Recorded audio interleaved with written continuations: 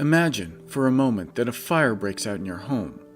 And in this reality, 911 doesn't exist. You might call the fire department directly, but they're not equipped to come to your location and only put out fires at the fire station. And the only people that will come to you in the community are the police, who, though well-intentioned, are meant to provide a very different type of public service. This lack of a fire-specific response seems ridiculous, right? Of course we should have targeted services to respond to life-threatening emergencies, whether that's fire, law enforcement, or physical health. However, in many communities across America, life-threatening mental health and substance use crises are treated as an afterthought, receiving a response that's not specific to their unique needs. A 911 call dispatches the police, who most often bring the patient to a medical emergency room or jail, or allow them to remain in the community but without assessment, treatment, or support. We have a patchwork system, made up of elements designed for other purposes, that doesn't have the capacity to treat the most vulnerable in our communities, even though an estimated 20 to 25,000 individuals in crisis go to emergency departments every day in the US. So how can we improve? The only solution to delivering crisis care worthy of our communities is to build a structure specifically for mental health, substance use, and suicidal crisis that is on par with other emergency systems, like we do for medical, fire, and law enforcement.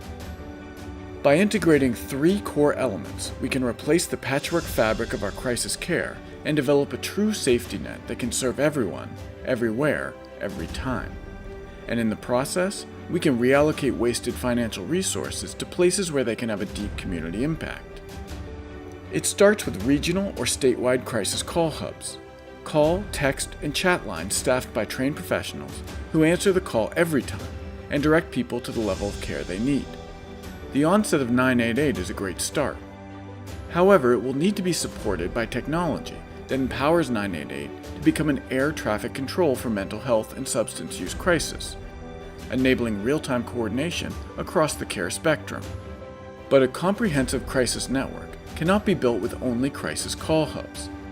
Additional services are necessary to ensure that a unified system of care is available when and how people need it.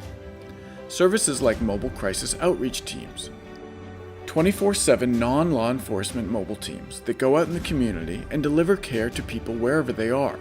This lessens the burden on law enforcement during situations where they're not needed and eliminates the anxiety people feel when a uniformed officer knocks on their door.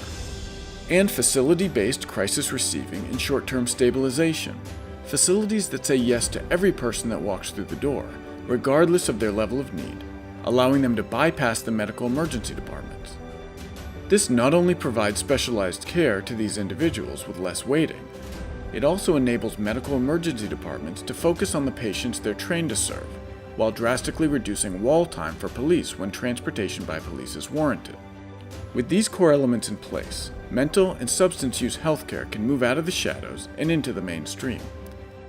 Together, we can build an unbroken system of care that connects patients from the point of crisis to the level of care that's right for them. To learn more, visit crisisnow.com.